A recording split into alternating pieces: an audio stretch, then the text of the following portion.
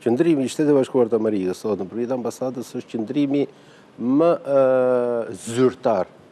Ata certifikuan procesin zgjedhor. Kjo është e vërtetë. Jo rezultatet. Sepse nëse Evropën e pam shumë euforike, shumë të entuziazmuar dhe të avancuar në urimet e veta, e vërteta është që ky parlament do të mandatohet në shtator, kur të futet në proces, kur të marrin mandatet dhe kur përfundimisht quhet i certifikuar. Sepse procesi do të kalojë të gjitha fazat ligjore. Por jo, ai certifikoi procesin, certifikoi. Pra, çfarë do lloj ndryshimesh që të ketë, ai certifikoi gjithë procesin zgjedhor dhe tha procesi zgjedhor është për të falendëruar dhe falenderoj popullin shqiptar. Është shumë e rëndësishme që gjithë procesi të jetë i njohur.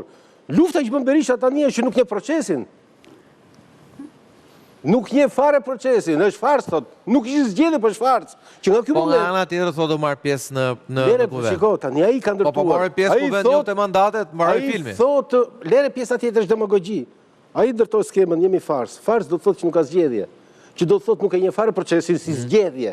Amerikanët janë shumë të qartë dhe e mbyllin këtë kapitull. Pra, teza politike Berishës e farcës u godit.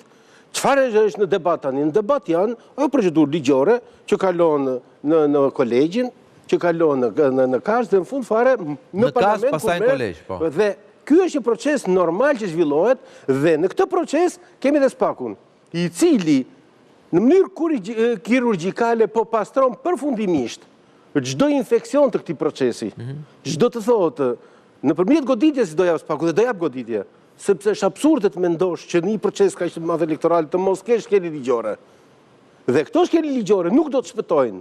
Nuk do të shpëtojnë nëpërmjet këtij procesi që tashmë spaku po e vazhdon me qetësi, sepse e vërteta është që këto ngjarje janë sporadike të shkëputura që nuk e shtrembruan procesin, nuk e deformuan procesin, por janë ngjarje të cilat duan goditur, kudo ku ato të jenë.